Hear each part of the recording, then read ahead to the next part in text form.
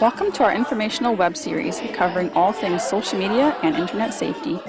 Safe City Mississauga is a crime prevention organization established in 1992 to help reduce criminal opportunity and criminal victimization in Mississauga.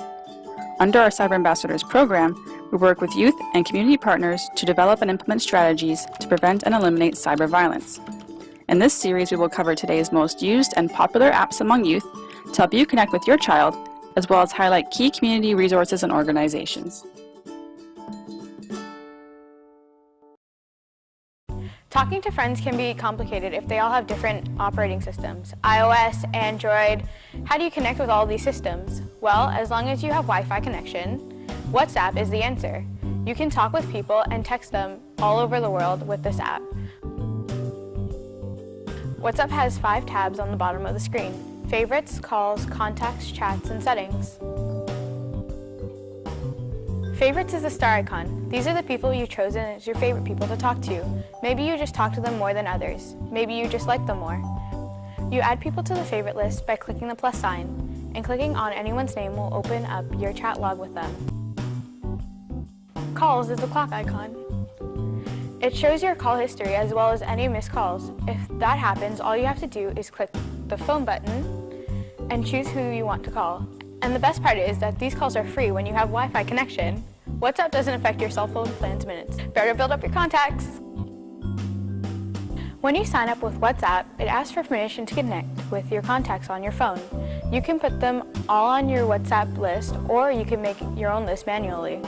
And since it's connected to your cell phone number, it's easy to find out which of your friends also have WhatsApp. Now, that does mean you can only use WhatsApp on your cell phone.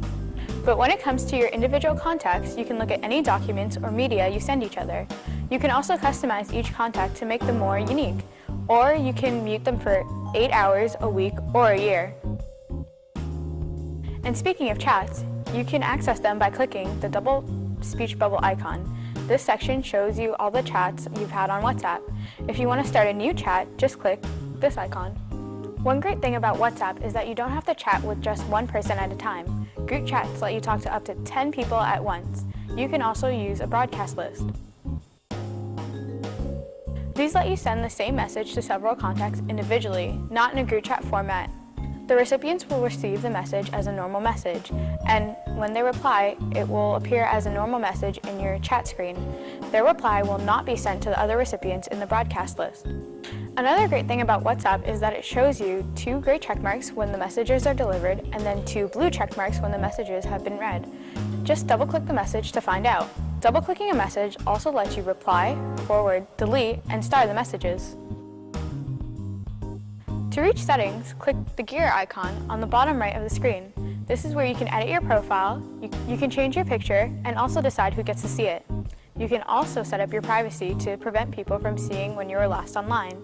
It's a way to keep your activities hidden, and it's also where you can review the list of people you've blocked. Settings also covers these topics. Notifications. Go to settings and decide when WhatsApp sends you a notification on your phone. Data usage. You also need to decide if WhatsApp will use data when there's no Wi-Fi. And chats. Delete any chats you don't want anymore, or pick a cool background image for your chats. You can also change your phone number. When you do this, your information moves to the new phone number, but you can't undo the change. Setting is also where you go to delete your account. Remember, this is just an overview of the app. Make sure to do your own research to ensure you understand how it works.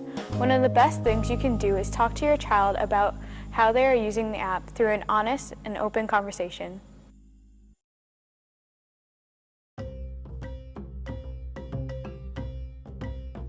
Hi, my name is Paula Lamb, and I am the coordinator of Peel Committee Against Women Abuse, also known as PCAWA. So Peel Committee Against Women Abuse, PCAWA, is a community coordinating committee of over 30 organizations in Peel that are dedicated to serving women and children who have experienced violence. Our mission is to facilitate and advocate for effective community response to violence against women. And our vision is to end violence against women in Peel. So our main work is education, advocacy, and promoting community change. So we do community events for the public, and our main community events are International Women's Day on March 8th, Take Back the Night in September, and December 6th, which is the National Day of Remembrance and Action on Violence Against Women. And we also do advocacy around different community events as they come up, as different issues come up in Peel around violence against women. Our other services and programs are directed towards service providers who work with women and children directly, whether it's through counseling or emergency shelter or housing or legal issues. So a lot of our work is through training with service providers to support women who've experienced violence, and so that they can connect with those services and they know where to go, and that the services can support them and refer them. So if there's a Francophone woman or a French-speaking woman and they go to a counseling agency and they can't support them, but they can then refer them to an agency that does have a French-speaking worker, or they need legal support, and then the agencies can talk with one another and look at how they can fully support this woman.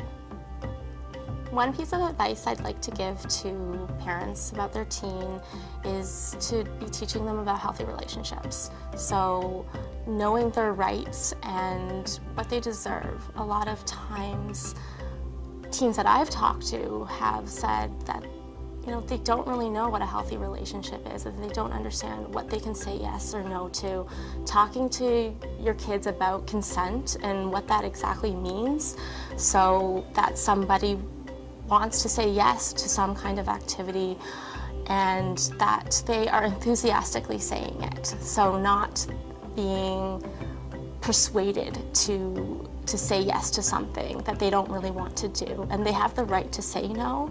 And then also on the flip side, talking with your teen about respecting that people will say no, and that's okay, and you need to respect that, and that it's cool to want someone who enthusiastically consents to things and wants to be with you, and that is what a healthy relationship is when there's that communication and trust and respect. One piece of advice I would like to give teens about ending cyberbullying is to be compassionate. I know it doesn't sound very specific, but to have that empathy and support for your friends or someone who maybe isn't your friend, and to recognize that everyone is going to act differently or act in certain ways, and we don't judge them.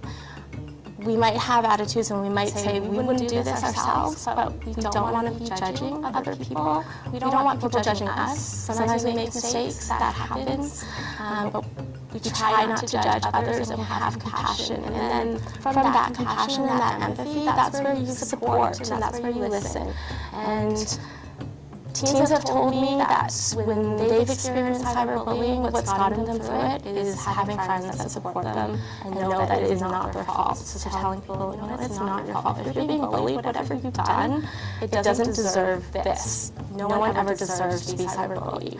So if you can remember that and then support your friends, then cyberbullying is not going to continue, because the person who's bullying is not going to get anything out of it if this person feels supported and no one else is listening to the bully. You can find out more information about PCAWA at www.pcawa.org. You can find us there through email, phone. We're also on Twitter and Facebook.